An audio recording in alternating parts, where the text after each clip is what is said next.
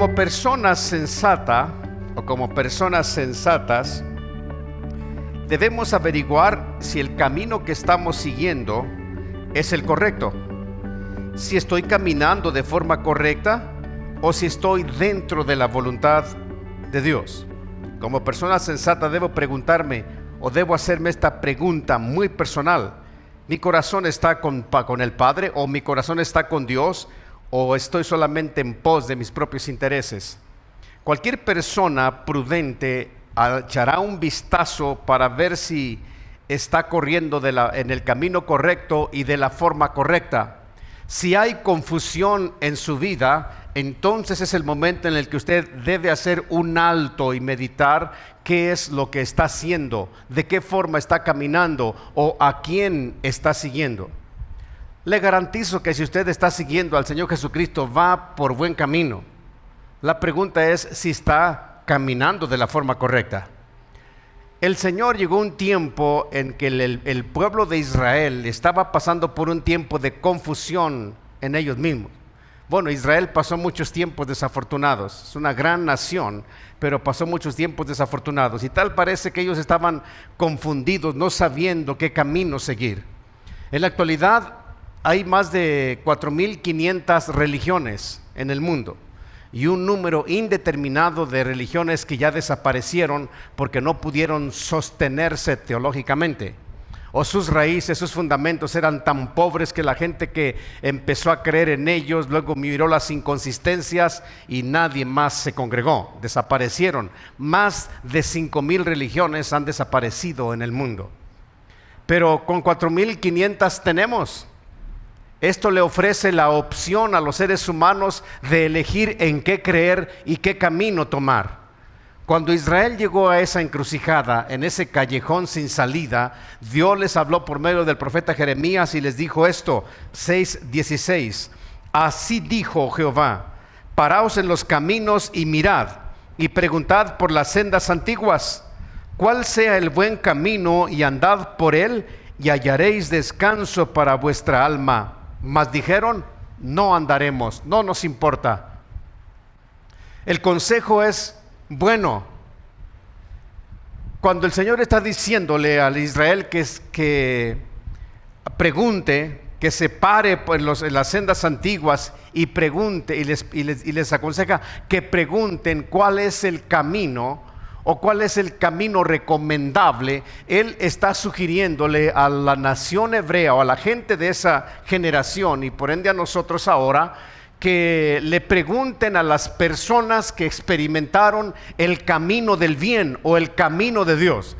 Dios, desde el momento en que llamó a Abraham para formar de él una nación, Dios le empezó a dar promesas y formas de vida. Cuando Moisés vino y les dio la ley, la palabra permanente de Dios al pueblo judío, ellos ya no podían excusarse diciendo que no tenían dirección en su vida. Pero cuando ellos menospreciaron la palabra, menospreciaron la profecía, entonces Dios les dijo esto: párense en las sendas antiguas y pregunten cuál es el camino y anden por ellos. Lo que Él les está diciendo: pregúntenle a las personas que me han seguido si yo los perdí, si los traté mal, si los envié por la senda prohibida, si los arrojé al infierno en lugar de enviarlos al cielo. Si usted si usted mira en la palabra de Dios, va a encontrar personajes extraordinarios que le van a decir a usted cuál es el buen camino. Si acaso usted se encontrara confundido, puede preguntarle a Enoc. Enoc te dirá cuál es su experiencia de vida. El hombre caminó 300 años con Dios y fue llevado al cielo. A los 60 años él empezó a buscar a Dios y caminó con Dios tantos años y no se arrepintió de haber seguido el consejo divino. Pasa el tiempo y aparece otro grande personaje en la palabra de Dios: Noé. Un hombre excepcional, un hombre de fe que le creyó a Dios para construir una arca a 360 y tantos kilómetros de distancia del mar. Las medidas enormes, y sin la tecnología de hoy difícilmente lograrían caminar esa mole de madera unos 20 metros. Sin embargo, él edificó un arca porque Dios le dijo: viene un diluvio y yo te quiero rescatar. Él te dirá que la obediencia a Dios es el mejor camino. Después de él tenemos a Abraham, que fue llamado por Dios de Ur de los Caldeos a una tierra que Dios le iba a mostrar. No sabía cuál tierra era. Él no conocía al Dios que ahora le estaba hablando, pero se levantó y siguió aquella voz. Y él te dirá: yo seguí la voz de Dios que me guió y ahora estoy en el cielo. ¿Cuántos hombres como ellos? Preguntémosle a María, la madre del Señor Jesucristo. María, ¿cuál es el buen camino? Ella te va a decir: el camino correcto es el camino de Jesucristo. Ella fue una mujer excepcional. Hay muchas personas que juzgan que nosotros no creemos en la Virgen María. Sería absurdo no creer en ella cuando la palabra de Dios le da una posición tan digna. El asunto es que María misma no permitió ser adorada. Ella dijo: engrandece mi alma al Señor y mi espíritu se goza en el Señor, mi Salvador. Una mujer gloriosa que, si apareciera hoy, nos enseñaría a muchos de nosotros la forma correcta de vivir, y ella nos diría cuál es el buen camino. A pesar de que ella fue la madre de Jesucristo físicamente, ella siempre siguió su enseñanza. Si le preguntamos a Pedro, al bocón de los 12, él te dirá: no hay otro mejor camino que seguir a Jesucristo, porque solo él tiene palabras de vida. Si le preguntamos a Juan, el apasionado que se inclinaba en el hombro de Jesucristo para escuchar lo que él decía, él te va a decir: Jesucristo es la respuesta. Si le preguntamos a Pablo: Pablo, ¿cuál es el camino? Él va a decir: el camino de Jesucristo es duro pero seguro. Entonces, cada uno de nosotros debe ser tan sensato para pensar en la eternidad. Usted solamente tiene dos cosas para elegir: la vida eterna al lado de Jesucristo o la condenación al lado del diablo. No hay más. No hay términos medios, no existen en la palabra de Dios.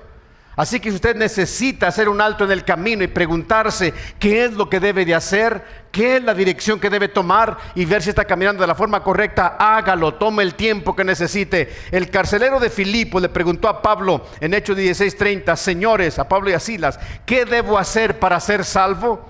Verso 31, ellos le dijeron: cree en el Señor Jesucristo y serás salvo tú y tu casa. Él es una pregunta de altura, una pregunta que cambiaría el rumbo de su vida por toda la eternidad. Y la Biblia dice que esa noche él creyó con su casa y fueron bautizados. Una forma gloriosa. Dice la epístola de los Hebreos que nosotros no debemos descuidar esta salvación tan grande. Así que hay varios caminos que el hombre pueda elegir. Uno, el camino de la rebelión. El camino de la rebelión es el camino de la complacencia personal. Es el camino del egoísmo puro. Una persona rebelde no se sujeta a los padres ni a Dios. No le importa la autoridad de los padres ni la de Dios, y muy poco considera la autoridad civil. En sus proyectos nadie entra. En sus proyectos Dios queda fuera, y cualquier cosa que intervenga con su complacencia personal. Ahora, dejar a Dios fuera es uno de los peores errores que el hombre puede cometer. No querer conocimiento de sus caminos es casi como sentirse igual o superior a Dios. Este fue el corazón, esta fue la actitud de Satanás cuando estaba en el cielo. Él se rebeló en contra de Dios. Él pervirtió su camino, dice la palabra de Dios. Y entonces Dios quitó fuego del medio de él y le dejó un profundo vacío. Satanás fue arrojado del cielo a la tierra porque él dijo: subiré a lo alto de las estrellas, en el monte de Dios. Ahí estableceré mi trono y seré semejante al Altísimo. Él dejó fuera a Dios. Lo dejó fuera, lo quitó de sus planes, y la Biblia dice que su ruina permanece por los siglos de los siglos. Así que dejar fuera a Dios, no querer conocimiento de Dios, es una tontería. No es bueno. Muchos dicen: bueno, yo creo que Dios no existe, dudo que Dios exista. Si Dios existiera, Él sería un Dios justo. ¿Por qué tanta pobreza? ¿Por qué tanto extremo? ¿Por qué tanta maldad? Hermano mío, si Dios nos pidiera cuentas a nosotros, le saldríamos debiendo. ¿Por qué tanta pobreza? ¿Por qué tanto mal? Por el pecado que hay en el mundo. A veces consideramos que Dios es injusto cuando los injustos somos la raza humana. Eso es no querer conocimiento de los caminos de Dios. Si usted mira en el libro de Éxodo, se va a dar cuenta cómo Dios manifestó su gloria, sus obras extraordinarias a la nación judía. Cuando Dios rescató a Israel de la esclavitud de Egipto, puso por líder de ellos a Moisés, un hombre extraordinario. La Biblia dice, mismo Señor Jesucristo, que era el hombre más manso de toda la tierra. Y lo puso al frente de esta nación, y cuando lo sacaron de la tierra de Egipto, Dios manifestó sus hechos, sus gloria, su poder ahí en Egipto, destruyendo prácticamente a Faraón. Y los sacó, dice la Biblia, con mano poderosa. Ellos caminaron 3 días de camino y luego llegaron al monte Sinaí, donde ellos deberían rendirle culto a Dios. Ahí Dios probó a Israel y descendió sobre una nube en la columna de la montaña, y dice la Biblia que el cerro se estremecía y humeaba como el humo de un horno, y se oía una voz tronante que dictaba los 10 mandamientos. E Israel dijo: Moisés, acércate tú con Dios y no nos acerquemos nosotros, para que no muramos cuando Él habla. Entonces la Biblia dice que Moisés estuvo cerca de Dios, y a Moisés el Señor le notificó sus caminos, y al pueblo de Israel sus obras. ¿Y sabe quién fue el hombre que cambió la historia judía? Moisés. Porque todos los que miraron las grandes obras de Dios, todos los milagros que ocurrieron en el desierto, todos los milagros que ocurrieron para que salieran de Egipto, ellos miraron, el pueblo miraron el poder de Dios, pero no quisieron conocerlo. Y Moisés no. Él estuvo cara a cara con Dios, y Dios le dictó la ley. A Moisés le fue revelada la creación, todo el capítulo 1, 2 y 3 de Génesis, y luego el resto de los 5 libros que escribió son maravillosos, porque Dios le notificó a Moisés sus caminos, se los mostró todos, y el pueblo solamente miró las obras. Así que no querer conocimiento de Dios es un pésimo error. Miren lo que dice Job 21:14. Dicen pues a Dios: apártate de nosotros, porque no queremos conocimiento de tus caminos. Es sinónimo de tus leyes. ¿Quién es el Todopoderoso? Verso 15, para que le sirvamos. ¿Y de qué aprovechará que oremos a Él? He aquí que su bien no está en mano de ellos. Una persona rebelde, lo primero que hará es que no le interesa conocer a Dios. No le interesa ser guiado por la mano de Dios. No quiere conocimiento de sus caminos. Lo que Dios diga y la forma en la que Él quiera que tú camines no te interesará. Y luego dice el verso 15, ¿para qué le servimos? ¿Quién es el Todopoderoso? ¿De verdad se siente tan grande como para que yo le sirva? Recuerde que servir a Dios no implica necesariamente que usted deba ser pastor o que tenga un ministerio dentro de la iglesia. El servicio a Dios, como leímos ahorita en el capítulo 2 de Lucas, esta mujer simplemente ayunaba y oraba, y esa era su forma de servir a Dios, porque en su ayuno llevaba las oraciones o las necesidades a Dios de las demás personas. Cuando un cristiano, cuando un hombre es recto en donde quiera que anda, él es un servidor de Jesucristo. Cuando es un buen patrón, es un buen servidor de Dios. Cuando es un buen negociante, es un buen servidor de Dios. Cuando es un buen hijo, un buen esposo, una buena esposa, es un buen servidor de Dios. ¿Sí? Esa es la forma. Pero el rebelde dice: ¿de qué sirve que le sirvamos? ¿Quién se cree? Y luego dice el verso 15 también, ¿de qué aprovechará que oremos a Él? ¿De qué aprovecha? Son 3 cosas. No queremos conocerlo, no queremos servirle, no queremos orar. El verso 16, he aquí que su bien no está en la mano de ellos. El rebelde se queda con las manos vacías de parte de Dios. Todo lo que este mundo crea y proporciona es efímero, pasa, se va, la vida se acaba, pero lo que Dios proporciona hace tesoros en el cielo. Así que usted elige. En Filipenses 2:21 dice: porque todos buscan lo suyo propio, no lo que es de Cristo Jesús. Es exactamente la fotografía de una persona rebelde. Este camino de la rebelión lo ilustra muy bien el hijo pródigo. En el capítulo 15 de Lucas, se lo voy a parafrasear. Dice la Biblia que había un hombre, un padre de familia, que tenía 2 hijos. Y el menor de ellos dijo a su padre: Padre, dame la parte de los bienes que me corresponde. Y les repartió los bienes. No muchos días después, juntándolo todo, el hijo menor se fue lejos a una provincia apartada, donde desperdició sus bienes viviendo perdidamente.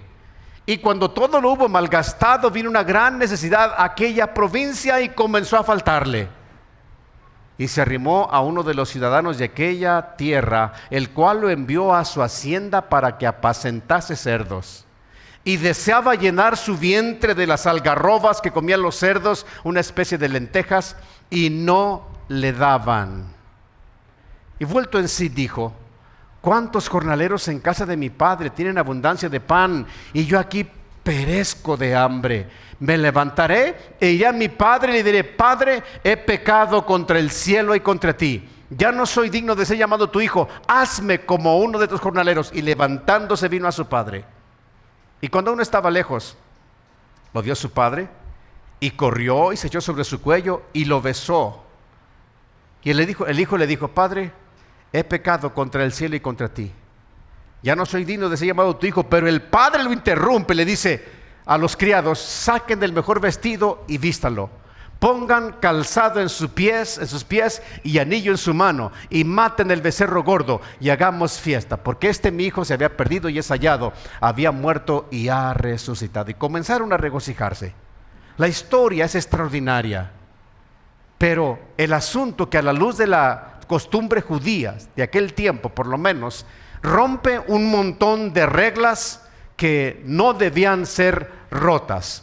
En aquel tiempo, cuando un hijo pedía la herencia a su padre, viviendo el padre, era uno de los actos de grosería, de falta de respeto mayores que podían existir, al punto que el padre tenía la decisión de expulsarlo de su casa y de darle una paliza por su falta de respeto. Pero la Biblia dice, Lucas 15, que el padre le repartió los bienes. A pesar de eso, se fue. Y dice el hermano mayor que gastó el dinero en prostitutas. Y cuando se le acabó el dinero, se dio cuenta que se había llevado el dinero de su padre, no la bendición de su padre. Cuando salió de la casa de su padre, a él poco le importó la tristeza de su padre. La parte de la tierra que le correspondía la vendió, y eso era sumamente grave. Y ahora está ahí apacentando cerdos. Ahora ese hombre rebelde, ese hombre que decidió hacer su propia vida y no tomar en cuenta el consejo ni la opinión de nadie, se encuentra en un callejón sin salida, donde la única opción que tiene es volver humillado ante su padre.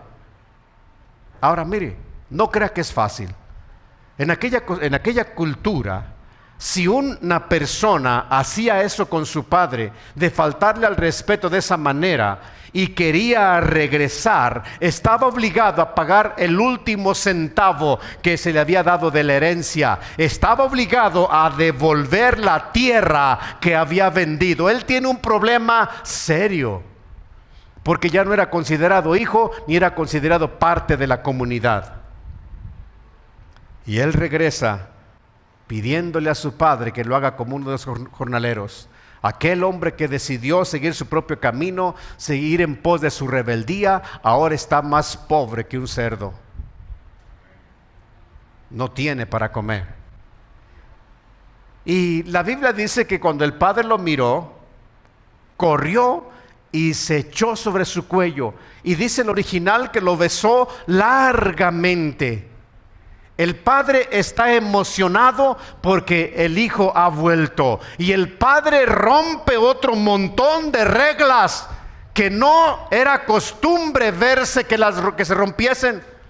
Él era el patriarca. El patriarca no corre, no levanta sus mantos para enseñar los calcañares y hacer el ridículo. El patriarca camina lento, seguro, erguido, porque es el patriarca. Corren los jóvenes, corren las doncellas, corren los arrepentidos, pero el patriarca se ganó el derecho a caminar lento. Pero él corre y abraza al hijo y lo besa largamente, y luego rompe otra regla. Pide a los siervos que saquen el mejor vestido y vistan al majadero. El mejor vestido en aquella cultura era el del patriarca, el del padre, y ahora se despoja a él y se lo pone a su hijo. La Biblia dice que los que son de Cristo están vestidos de Jesucristo y revestidos de Jesucristo. Aleluya. Y el muchacho dice: Padre, ya no soy digno de llamar a tu hijo. Y el padre dice: no me importa. Aquí estás obligado a pagar cada centavo y a reponer la tierra, pero cuando lo viste con el mejor vestido, cuando lo calza y le pone anillo en su mano, le devuelve su derecho de hijo, con derecho a la tercera parte de la herencia que quedó, que por cierto ya es menos. Aleluya. Pero a él no le importó nada. ¿Sabe qué?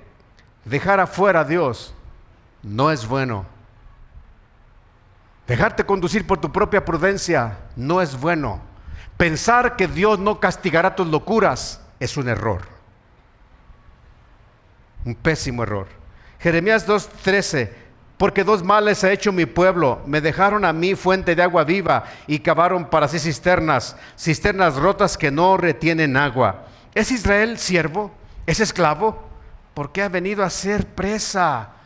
Hermano mío, dice el Señor: me dejaron a mí la fuente de agua viva y cavaron una cisterna, un hoyo en el piso, y ahí avientan sus bienes. ¿Recuerdan qué le pasaba a los judíos en tiempos de Gedeón en el libro de los jueces? Cómo venían otras naciones y los saqueaban y no les dejaban qué comer.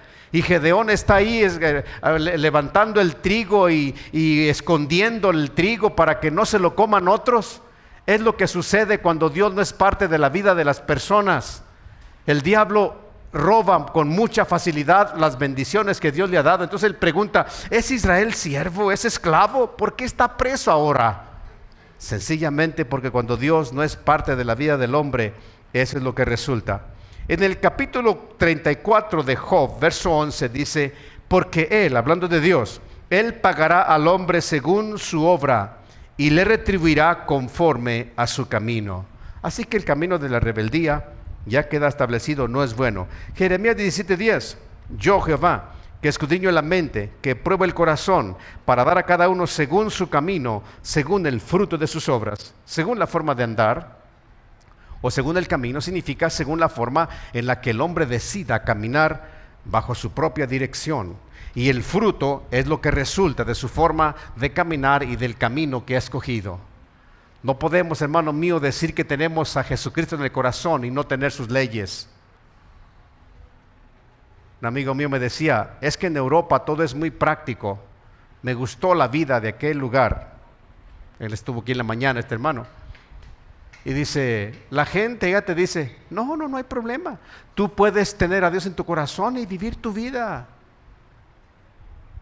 Y le digo: ¿sabes qué? Suena muy bonito y atractivo, pero no puede ningún hombre decir que tiene a Dios y desecha sus leyes. Dios no está ahí. 2. El camino de la religión. Vimos el camino de la rebelión o de la rebeldía. Ahora vamos a ver el camino de la religión. Según el internet, en el mundo existen 4.500 religiones. Los hombres tenemos mucho para escoger en qué creer, dicen ellos. Ahora, ¿será cierto aquello que dicen que todas las religiones son buenas? ¿Será cierto que todos los caminos llevan a Roma, como dijo un dicho antiguo? Ese dicho surgió cuando Roma tenía mucho dominio en el mundo entero y decían: todos los caminos llevan a Roma. Y de ahí surgió la expresión de todas las religiones son buenas, todas las religiones apuntan hacia Dios. No es verdad. No todas las religiones apuntan hacia Dios. Son demasiado pocas las que direccionan al hombre hacia Dios. Estúdiele un poquito. Son 4.500 religiones. El religioso puede estar en el camino correcto y no correr correctamente. Amén. Y esto se lo voy a ilustrar con algunos ejemplos de la palabra de Dios. Pero déjeme decirle que es una persona religiosa. Una persona religiosa es aquella que defiende su propia forma de buscar a Dios, agrádele o no a Dios. Una persona religiosa lleva la verdad de la Biblia al extremo y no le importa la opinión de Dios. Una persona religiosa generalmente no discierne la presencia del Espíritu Santo en una reunión.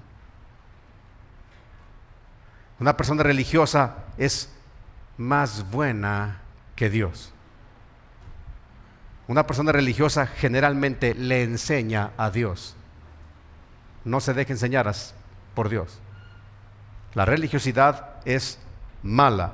Se lo voy a ilustrar con dos ejemplos. El primer ejemplo es el del fariseo y el publicano. Lo encontramos en el capítulo 18 del Evangelio de Lucas, del versículo 10 al 13, por ahí. Solamente se lo voy a parafrasear. Dice la Biblia en el versículo 10 que dos hombres descendieron a orar al mismo tiempo. Ellos descendieron al templo para hacer sus oraciones. El uno era fariseo. Los fariseos, ellos eran muy celosos de la ley de Dios. Y el otro era publicano. El publicano era un judío al servicio de Roma. Era un recaudador de impuestos y eran sumamente odiados. Y con justa razón, ellos robaban demasiado, extorsionaban al pueblo en los impuestos. Así que estos dos hombres descienden a la misma hora a orar. El verso 11 es un relato del Señor Jesucristo. Nos dice el Señor Jesucristo que el fariseo, puesto en pie, oraba consigo mismo. Orar de pie no es malo, todo mundo lo hacemos. Pero si en este caso el Señor lo señala, es lo más probable, porque Él mismo lo citó en otra parte de la Biblia, que haya estado haciendo de pie para ser visto por los hombres. Y luego oraba consigo mismo, dice el verso, o sea que Él era su propio Dios. En su memoria o en su mente religiosa, Él creía que estaba orando a Dios. Pero ahí estaba Dios en el templo.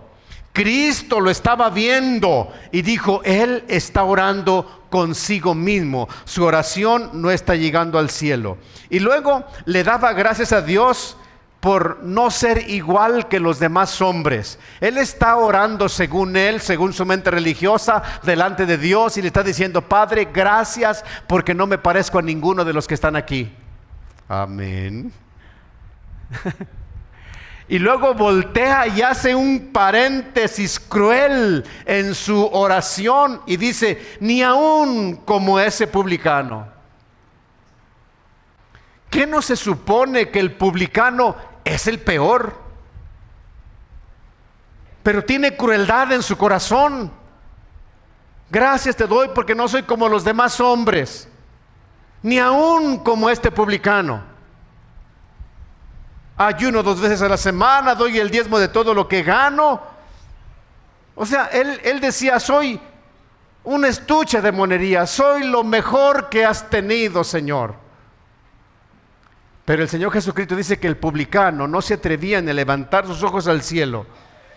Él pudo haber estado puesto de pie o pudo haber estado postrado, pero la Biblia dice que él se golpeaba su pecho con dolor y le decía, Señor, por favor, séme propicio. O sea, séme propicio porque soy un pecador. Él decía, si tú no me perdonas, si tú no me ayudas, yo no tengo capacidad para hallar gracia delante de ti. Soy el peor de los hombres.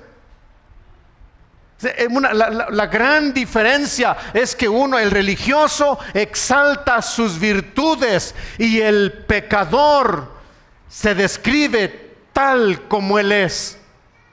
Un hombre necesitado de Dios. Y la Biblia dice el Señor Jesucristo que al final ellos dos regresaron a su casa. El fariseo regresó como entró y el publicano regresó a su casa justificado. O sea que Dios le dijo, sí, publicano, yo te perdono todos tus pecados, vete en paz a casa. Pero aquel hombre religioso que oraba consigo mismo regresó a su casa peor que como había entrado. Y eso nos dice a nosotros una cosa sencilla, que es más difícil rescatar a un religioso que a un pecador. Y le dijo, es tu hermano menor que ha venido, y tu padre ha hecho matar para él el becerro gordo por haberlo recibido bueno y sano. pásale. Y no, enojado, dice la Biblia, no quería entrar. Y luego sale su padre y le rogaba que entrase. Pero de acuerdo al original griego, dice que él, mirándole a los ojos y señalándolo con el dedo, le dijo: fíjate bien, yo nunca te he desobedecido. Qué historia de vida. Pero cuando vino, y nunca me has dado un cabrito para gozarme con mis amigos, pero cuando vino tu hijo, has hecho matar para él el becerro gordo. Él está rompiendo las reglas del respeto de aquella cultura. Primero, el hermano mayor o el hijo mayor, cuando hablaba delante de su padre, el patriarca, no le hablaba de frente, inclinaba su rostro por respeto a su padre. Y ahora lo tiene cara a cara y señalándole con el dedo. Esa era una pésima falta de respeto, digna de ser abofeteado. Pero el padre le ruega que entre. Aleluya. Y le dice: yo nunca te he desobedecido. Y nunca me has dado ni un cabrito para gozarme con mis amigos. La parábola del hijo pródigo está dirigida al hermano mayor, no al hermano menor. El hermano mayor representa a los escribas y los fariseos, a los religiosos de aquel tiempo. El hijo menor representa a las prostitutas, a los publicanos, a los pecadores y todo lo que se acumule. La parábola va dirigida a ese hombre que tenía conocimiento de Dios, y ahora le encontramos faltándole el respeto a su padre. O sea que lo que él está diciendo con su actitud, él está defendiendo su historia de vida. Yo jamás te he desobedecido. Dios lo citó, Cristo lo citó así, porque los judíos, o sea los fariseos, se sentían que ellos nunca le habían fallado a Dios. Curiosamente, los sacrificios que ellos presentaban en el templo, todos ellos hablaban de Jesucristo el Mesías. Ahora lo tienen enfrente y lo menosprecian. Así que lo que él está diciendo al padre es: ¿sabes qué, padre? Tu alegría por tu hijo me importa un comino. No me importa tu alegría. ¿Qué? ¿Por qué razón el hermano mayor está tan furioso? Número uno, porque defiende su historia de vida. Él no le ha fallado nunca a su padre. Nunca le ha desobedecido. Así es el religioso. ¿Cuál es la segunda cosa por la que está molesto? Él tiene que pagar el costo de la fiesta. El padre les había repartido la herencia a los dos. El hijo menor lo gastó todo. Ahora todo el dinero que hay en casa le pertenecen al hermano mayor. Ahora el hijo menor está disfrutando de la fiesta a costas de su hermano menor, y es lo que le pesa. Aleluya. Así es el religioso.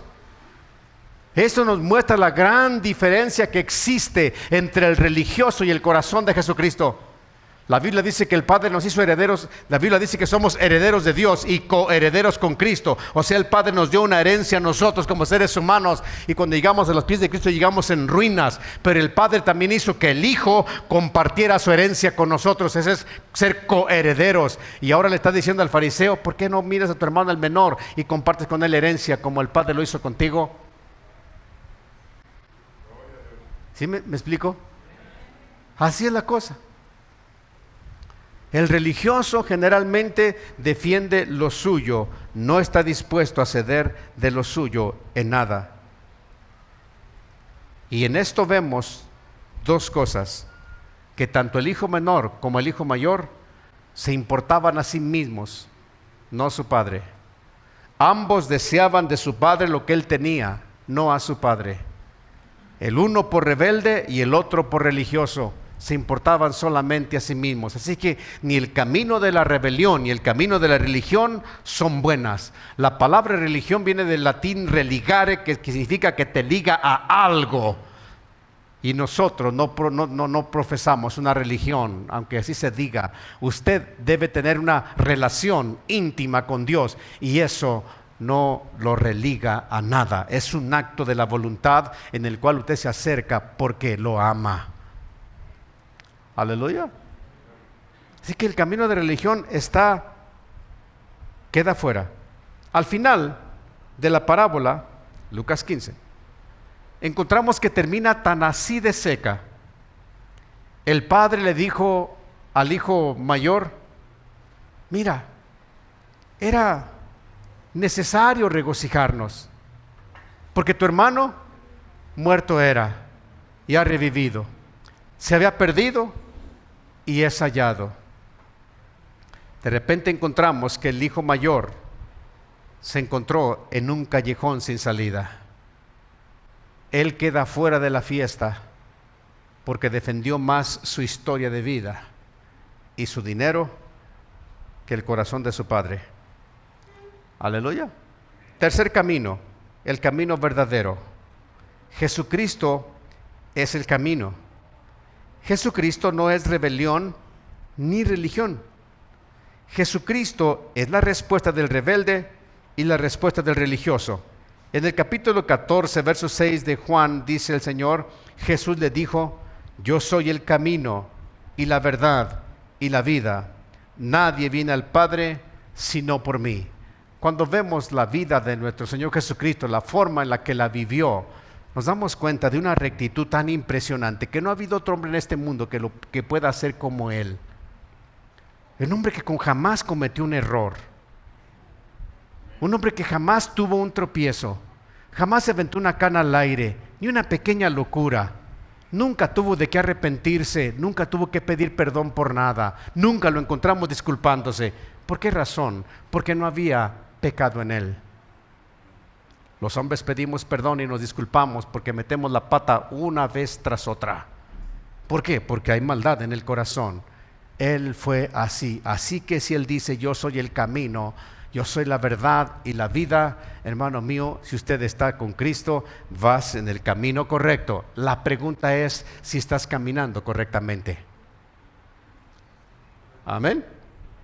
Una de las razones por la que los discípulos confiaron en Cristo es por la confianza que el Padre depositó en Él. El Señor Jesucristo recibió la aprobación del Padre 2 veces: al inicio de su ministerio y durante su ministerio. No sabemos si en la recta final del ministerio o a la mitad del ministerio. Mateo 3:16. Y Jesús, después que fue bautizado, subió luego del agua, y aquí los cielos fueron abiertos, y vio al Espíritu de Dios que descendía como paloma y venía sobre él. Y hubo una voz de los cielos que decía: este es mi Hijo amado, en quien tengo complacencia. O este es mi Hijo al que yo amo y me pone contento. Lucas 9:35. Y vino una voz desde la nube que decía: este es mi Hijo amado, a él oíd. 2 veces el Padre ratificó a los discípulos que Cristo era digno de confianza. Usted y yo tenemos muchas más razones que ellos al principio para creer en que Jesucristo es el camino, la verdad y la vida. Mucho más.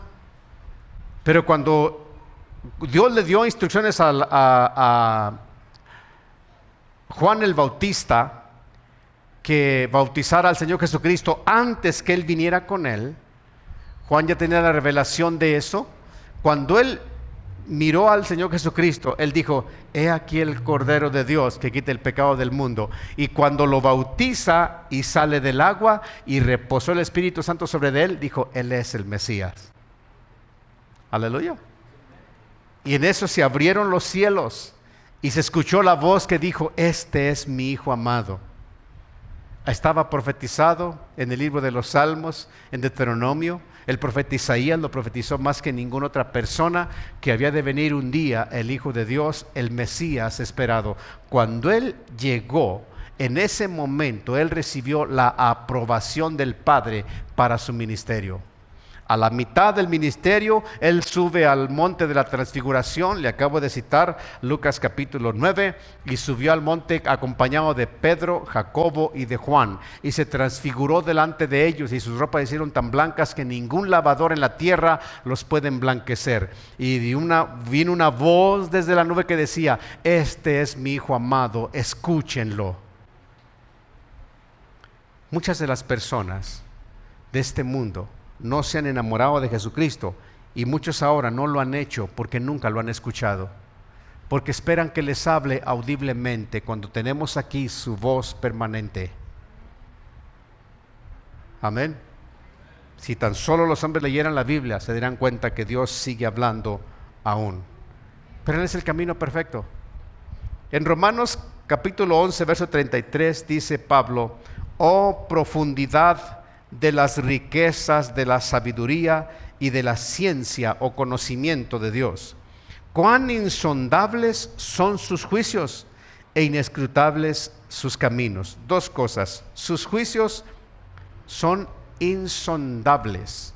Una sonda se usaba mucho en las navegaciones. Le ponían un plomo en la punta a una cuerda y luego la bajaban hasta que tocase suelo. Y así los marinos se daban cuenta de si había peligro de montañas o de encallar el barco. Sabían a qué profundidad estaban navegando.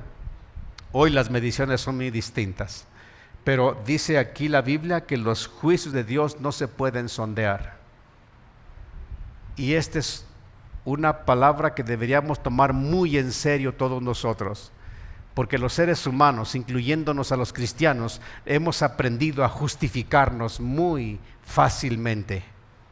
Cosas que son graves ante los ojos de Dios las minimizamos nosotros y creemos que no habrá repercusiones cuando sí las hay. Los juicios de Dios son insondables. Él sabe, Él conoce las intenciones del corazón. Él conoce las intenciones de una mirada. Él conoce las intenciones de una palabra. Él lo conoce todo.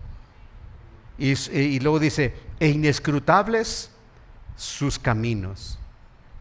No se pueden escudriñar los caminos de Dios. Es difícil, pero ¿sabe qué? La razón por la que la respuesta a esta afirmación de que sus caminos no se pueden escudriñar es muy sencilla. Él dejó un camino establecido para nosotros, Jesucristo, el Hijo de Dios. Dijo, yo soy el camino. No tenemos que buscar otros caminos, no tenemos que fatigarnos, pero si quiere hacerlo, usted está en su derecho. Amén. Solamente sé que le recomiendo a Jesucristo, el Hijo de Dios. La gran lección de la historia del hijo pródigo y el hermano mayor la da el padre, que sale al rescate de los dos, tanto por el religioso como por el rebelde. Y le está diciendo tanto al hijo rebelde como al hijo religioso, mira, yo soy la respuesta que tú necesitas. Cuando Cristo vino, Él se dirigió primero a las ovejas perdidas de Israel, entre ellos a los sacerdotes. Ellos con su dureza de corazón, aún con su dureza de corazón, recibieron grandes enseñanzas de Cristo. Tal vez lo que el Señor procuraba con esto es ver si ellos cambiaban, la nación podría cambiar. Pero la reacción que ellos tuvieron fue demasiado difícil, demasiado triste. Ellos no quisieron recibir al Hijo de Dios. Entonces mire, el religioso es más difícil de rescatar que el perdido. Encontramos en el capítulo 15 de Lucas que un grupo de fariseos estaba ahí al lado de Jesucristo y otro grupo de publicanos y pecadores se acercaban para escuchar a Cristo. Siempre ha sido así. Es más fácil que un rebelde se vuelva a los pies de Jesucristo que un religioso corrija su camino. Termino con esto. Mateo 7:13. Entrad por la puerta estrecha. Este es un consejo del Señor Jesús. Porque ancha es la puerta y espacioso que lleva el camino a la perdición. Y espacioso es el camino que lleva a la perdición. Y muchos son los que entran por ella. Porque estrecha es la puerta y angosto el camino que lleva a la vida. Y pocos son las que la hallan. Créame, nadie se quiere ir al infierno, pero al final de los caminos uno se convierte en un callejón sin salida y el otro en un camino que lleva a lo infinito de Dios. No vivas de tal forma que llegues al punto en que te encuentres en un callejón sin salida y no haya más remedio, habiendo una solución tan práctica, tan sencilla: Jesucristo, el Hijo de Dios. Amén. Denle un aplauso a nuestro Señor Jesús.